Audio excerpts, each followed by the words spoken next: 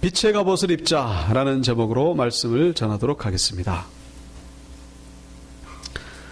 지난 주일 설교 시간에 토기장의 비유라는 제목으로 말씀을 전하면서 남은 자에 대해서 말씀을 전한 적이 있습니다. 남은 자라고 하는 것은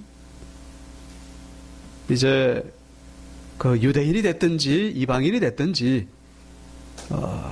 예수를 믿고 구원받은 자들을 얘기를 하는 것이죠. 유대인이 됐다 그래가지고 구원받는 게 아니라 오직 구원의 조건은 예수 그리스도를 믿는 믿음이다라는 것을 말씀드렸습니다. 그리고 또 이 남은 자라고 하는 그 의미는 이제 다 떠나고 알짜배기만 남았다 그런 얘기죠.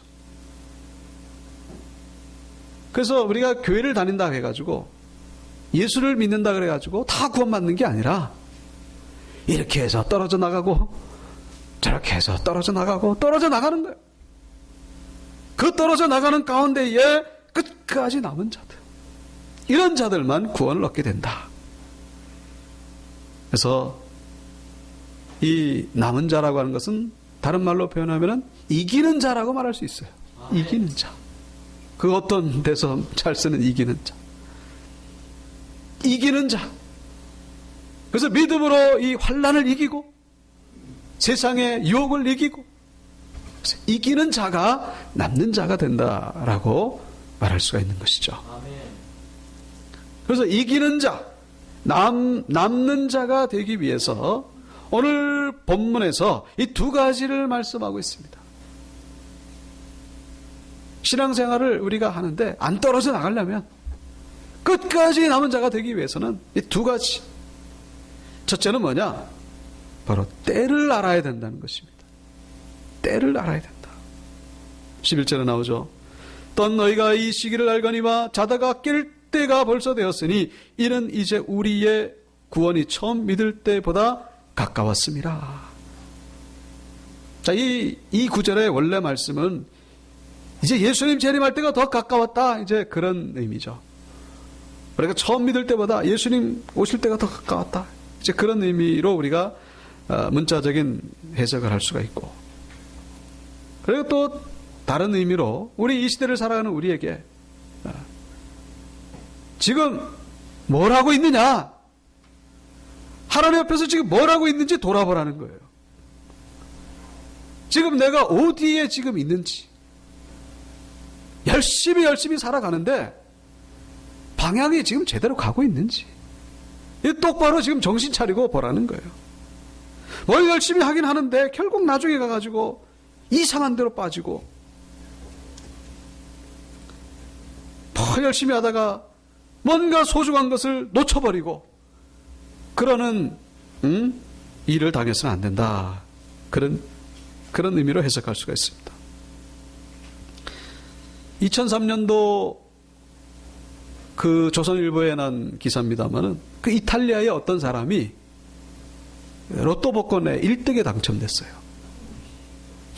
그래가지고 이제 이 사람이 그 당첨금 받으러 가기 전에 먼저 지금 딸아이가 결혼을 앞두고 있어서 결혼 준비를 막 시켰어요. 그러다가 그걸 깜빡 잊어버렸어요. 그래서 결혼 준비를 다 하고 나서 그거 있었지. 가려고 하니까 벌써 이 수령 당첨 그 지급 마감 기한이 8월 16일인데 생각이 난 날짜가 20일이에요. 그 가가지고 통사정을 하니 그게 됩니까? 안 된다는 얘기를 듣고서 그 자리에서 졸도를 했습니다. 2시간 만에 병원에서 깨어났다고 하는. 그 1등 당첨금이 얼마냐? 6,600만 유로. 우리 돈으로 860억. 860억을 그냥 고스란히 날린 거예요. 딸아이의 이 결혼식도 물론 중요하죠. 그보다 중요한 게 어디 있겠습니까? 그러나 그것부터 해놨더라면 정신없이 일을 하다 보니까 그걸 잊어버린 거예요. 정신없이 하다.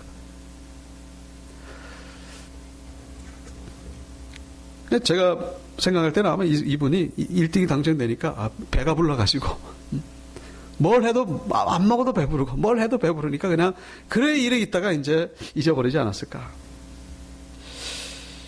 여러분, 우리는 인생을 정신없이 살다가 정신없이 달려가다가 정말로 소중한 것을 놓치고 있진 않은지 우리가 돌아봐야 된다는 거예요.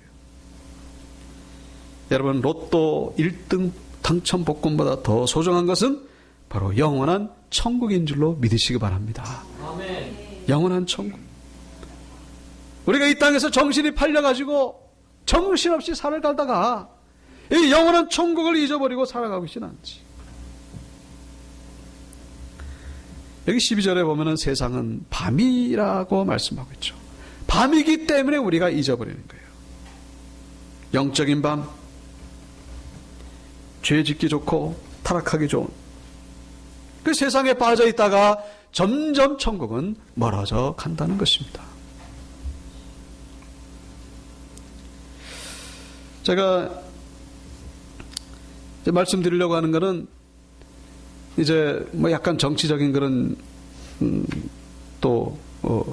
내용도 있겠습니다.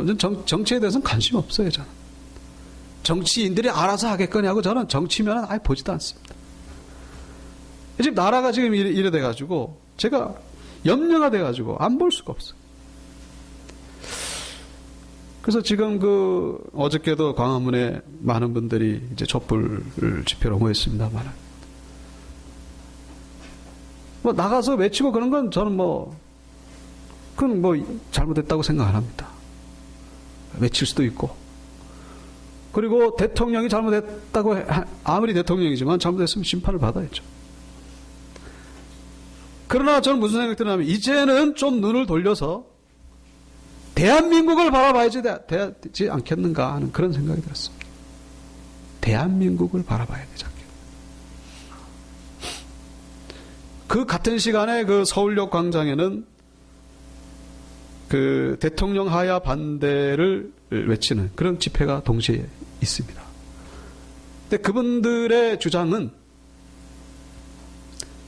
법적인 절차를 밟는 탄핵은 좋지만 하야는 안 된다는 것이죠. 근데 그분들의 더 주된 주장이 있어요. 그게 뭐냐면은 지금 이렇게 가다가 잘못하다가는 이 북한의 사상을 따르는 소위 종북이죠. 이 사람들에게 이 주도권을 잡히면은 절대로 안 된다는 것을 그걸 외치고 있어요.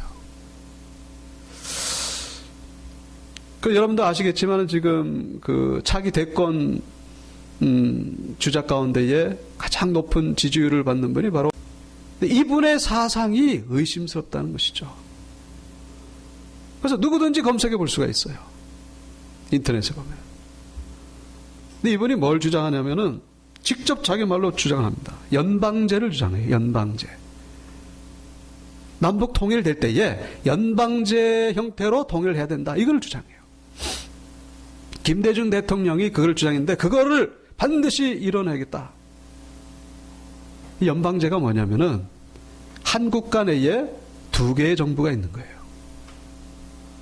이게 평화를 외치고 서로 사이좋게 간다는 그런 명목으로 참 좋아 보이지만요, 엄청나게 위험합니다. 이게 마치 뭐와 같으냐면요, 신천지 아시죠? 네. 신천지들의 그 정말 비인간적이고 아주 거짓말 술수. 신천지 한 50명 정도가 우리 온육교회 와가지고 예배 드릴 데가 없으니까 사무실 좀 빌리면 안 되겠냐고. 아무리 그래도 그렇지 서로 원수를 사랑하라 그랬는데 우리는 우리끼리 예배 드리고 당신은 당신끼리 예배 드리고. 근데 또 참 우리 온육교회 성도님 가운데에 그거를 찬성하는 분이 계셔요. 아, 그렇게 하자고. 저분들도 같은 우리 대한민국 국민인데 저기서 드리게 하자고. 여러분, 이거를 찬성해야 됩니까? 말아야 됩니까? 인도주의적인 입장에서 보면 그럴듯해요. 그러나 분명히 아셔야 돼요. 신천지의 목적은요, 예? 저기서 예배를 드리게 되면 그걸로 끝나는 게 아니에요. 그들의 목적은 뭐냐? 교회를 삼키는 데 있어요. 물론 우리 온육교회 성도님들 가운데 넘어갈 분은 없겠지만 저분들의 목적은 거기에 있어요. 삼키는 데. 그래가지고 한 명씩 두 명씩 주입하는 겁니다. 이게 아주 치밀한 그 계획하에, 여러분들 신천지가 포섭하는 거 그 얘기 들으셨죠? 어떻게 하는지. 이 삼자로 이렇게 마치 우연히 만난 것처럼 그렇게 해서 꿈에서 뭐 봤다 하면서 아주 감쪽같이 있어요. 여러분, 저 북한은요 국가적인 신천지와 같은 데예요. 연방제를 하면 가만히 안 있습니다. 저기서 반드시 이 남쪽을 먹으려고 하는, 그게 아주 그냥 목표예요. 목표. 그리고 이 연방제가 돼가지고 혹시 저 북한에서 전쟁을 딱 터뜨리면요 미국이 못 도와줍니다. 왜냐? 내정 간섭이다. 손 떼라. 그러면서 야금야금 저기 북한은요 이 당으로 말하면 공산당 딱 하나입니다. 그러나 우리나라는 뭐 당이 여러 개거든요. 하나가 안 돼요. 그럼 주도권을 공산당에 딱 뺏깁니다. 여러분, 이게 소설 같지만은 지금 저 김정은 북한 공산당 집단을 대치하고 있는 아주 위험한 상황에 우리 민족이 지금, 우리가 지금 이 외국에서는 너무나 참 위기로 보는데 우리만 지금 이러고 있는 거예요. 물론 우리가 괜히 뭐 불안해하고 염려할 건 없어요. 현실을 우리가 똑바로 봐야 된다는 것이죠. 대통령과 최순실은 법적으로 심판하면 됩니다. 그러나 이 기회를 이용해가지고 지금 북한의 사상이 지금 침탈 기회가 너무나 많다는 사실. 여러분, 북한이 지금 문제입니까? 저 북한 공산당이 문제입니까? 지금 저 사람이 문제입니까? 우리가 현실을 똑바로 봐야 됩니다. 물론 문재인 씨를 제가 함부로 이렇게 속단할 수는 없겠지만은, 그러나 다시 한번 말씀드리지만은 이 공산 집단과 대치하고 있는 상황 속에서는 아무리 의심을 해도 지나치지 않다는 사실을 기억하셔야 돼요. 한 번 뺏기면은 이거는 그냥 이게 속절없이 뺏긴다는 사실. 어저께 그 서울역 말고 저 촛불 집회 연단에서 마이크 잡은 한 분이 단위에 올라가가지고 뭐라고 외치냐면은, 이제부터 우리 혁명 정부를 이룩합시다.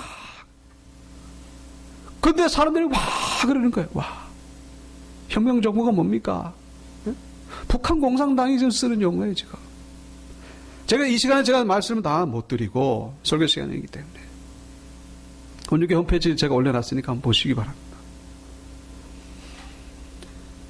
공산주의는요 하나님을 대적하는 아주 그냥 무서운 마귀 집단이라는 사실, 우상숭배 집단입니다. 이건 신천지는 저리 가라요. 국가 신천지가 대한민국을 넘보고 있는 상황에 우리는 너무나 낭만적으로 비본질적인 것에 시간이 뺏겨가지고 우리가 어떻게 해서 이뤄놓은 대한민국인데 저 마귀 같은 집단 김정은 고모부를 죽여버리고 살인자 집단에게 지금 이 주도권을 넘길 그런 위험이 있다는 거, 이거를 우리는 심각하게 볼 수 있어야 됩니다. 대통령 잡으면서 법적으로 처리하면 돼요. 그걸 왜 인민재판처럼 그렇게 끌어내리려고 하는, 후진국으로 가고 있어요. 지금 후진국으로. 법적으로 처리하면 됩니다. 그걸 꼭 그렇게 단두대를 갖다 놓고 아무것도 모르는 고등학생들 데려다 놓고 그 북한에서 쓰는 용어를 쓰고 지금 어떻게 해서 얻은 우리 이 자유고 이 민주주의인데, 우리가 지금 얼마나 지금 좋은 환경에서 하나님을 찬양하고 예배를 드리고 살아가고 있는데 이거를 지금 모르고 있는 거예요. 지금 우리는 다른 것은 다 양보하더라도 우리는 이 신앙을 뺏기면 안 됩니다. 우리 공산주의 반대하는 건 그거잖아요. 무신론이고 하나님을 대적하는 우상숭배 집단. 나라를 뺏기면요 가정이고 집이고 다 뺏기면 교회가 뭐가 없어요. 그때 가서 후회하면 안 돼요. 이거를 아무리 의심하고 아무리 조심해도 지나치지 않는다는 사실이죠. 도대체 지금 우리가 어디를 향해 가고 있는지, 저 사람들이 어디를 향해 가고 있는지, 뭘 외치고 있는지, 이제는 좀 대한민국을 봐야 돼요. 대한민국을. 우리 사랑하는 조국을 봐야 된다는 거예요. 그래서 정신없이 달려가고 있는 것 때문에 본질적인 것을 놓치고 있지는 않은지, 국가적으로도 개인신앙적으로도 깨어나야 된다는 것입니다. 오늘 본문에 이 밤이 깊고 영적인 밤이 그런 걸 얘기를 하는 거예요. 무엇이 지금 옳고 그른지도 모른 채 정신없이 달려가고 있는,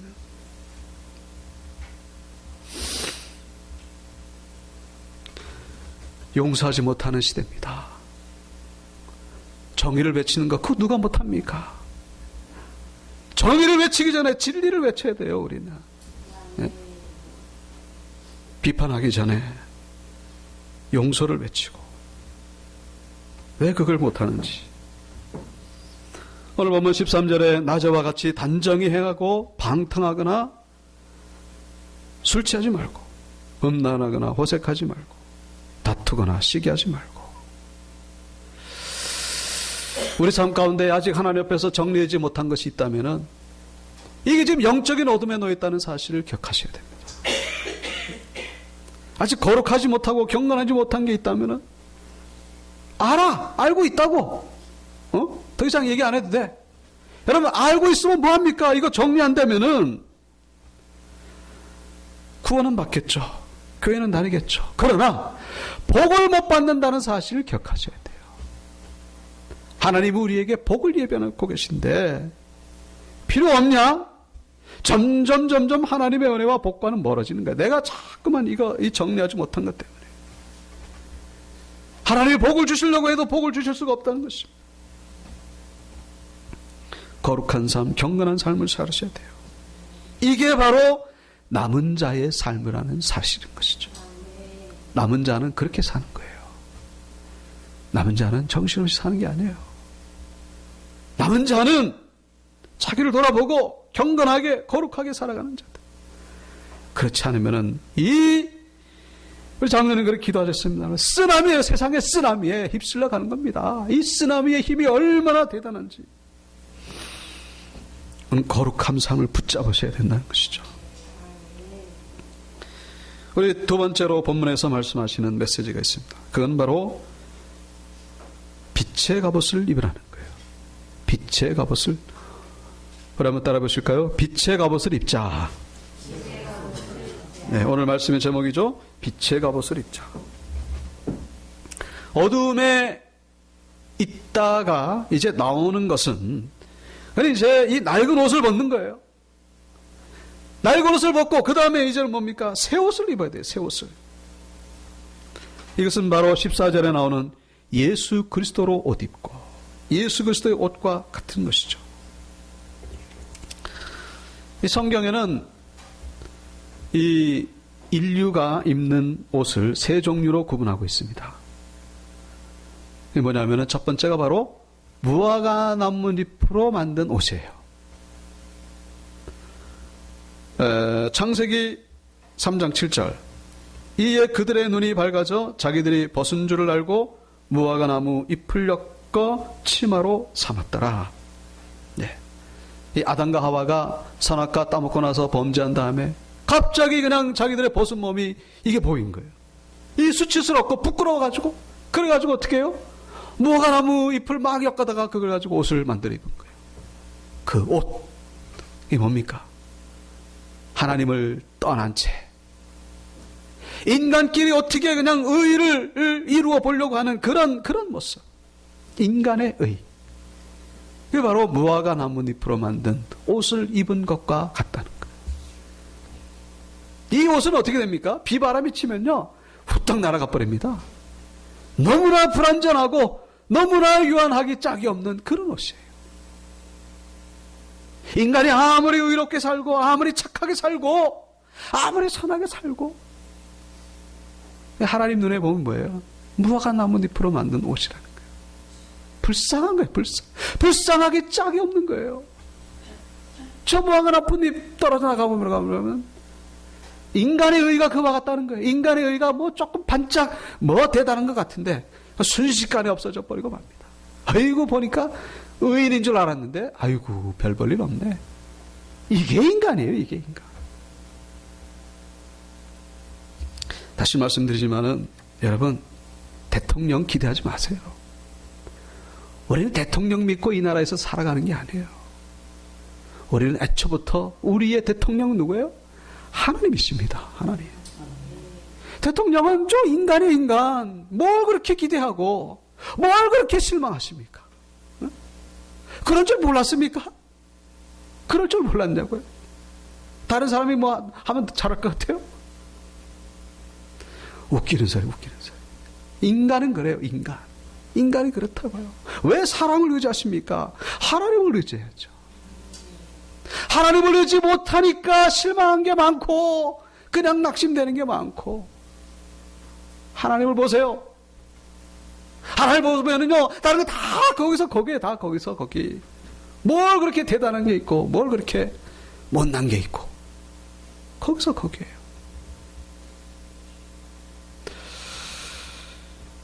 다 모두 다 무화과 나뭇잎으로 만든 옷을 입은 사람들이라는 것이죠. 자기네들끼리 자랑하고 있는 거예요. 얼마나 불쌍합니까? 예?